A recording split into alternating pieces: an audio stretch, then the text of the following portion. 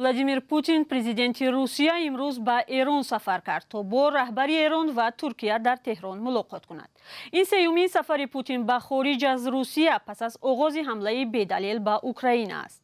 مقامات روسیه گفتند پوتین در این سفر با همتایانش بحران سوریه و راههای بیرون کردن قلعه اوکراین از طریق راههای بحری را مطرح خواهد کرد.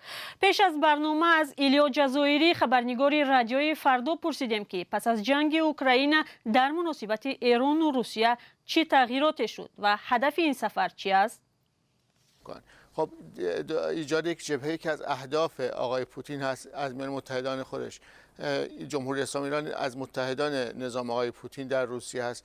برای همین این مسئله الان برای روسیه بسیار مهم است. مسئله دیگه این هست که ایران تجربه تحریم طولانی داره. سال هاست که تحت تحریم جامعه جهانی و همچنین غرب هست و راههای دور زدن تحریم رو هم درش تجربه داره و بسیاری از تحلیلگران میگن که روسیه به دنبال این هست که از این تجربه ایران استفاده کنه که چطور میشه تحریم ها رو دور زد، با توجه به که روسیه هم در تحت تحریم های غرب قرار داره به خاطر جنگ اوکراین. بله، رجب طیب اردوغان پرزیدنت ترکیه نیز با پوتین در تهران ملاقات خواهد کرد. از ایلیا جزایری پرسیدیم که در این شرایط بجز بحران سوریه و راههای امنی بیرون کردن قلعه اوکراین چه موضوع دیگری میتواند مطرح شود؟ در این میان ترکیه الان یک خواستهایی در سوریه داره علیه کردهایی که در شمال سوریه در حال جنگن و اونها رو گروه‌های تروریستی میدونه. ترکیه در صدد عملیات نظامی در سوریه هست.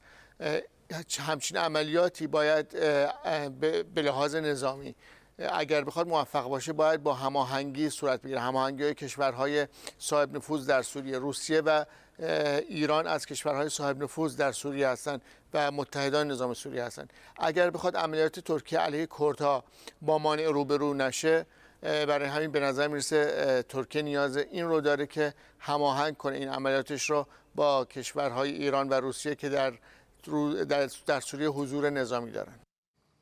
تشکر. همکارم ایلیا جزایری از رادیوی فردا بود که درباره سفر پوتین به تهران صحبت کرد.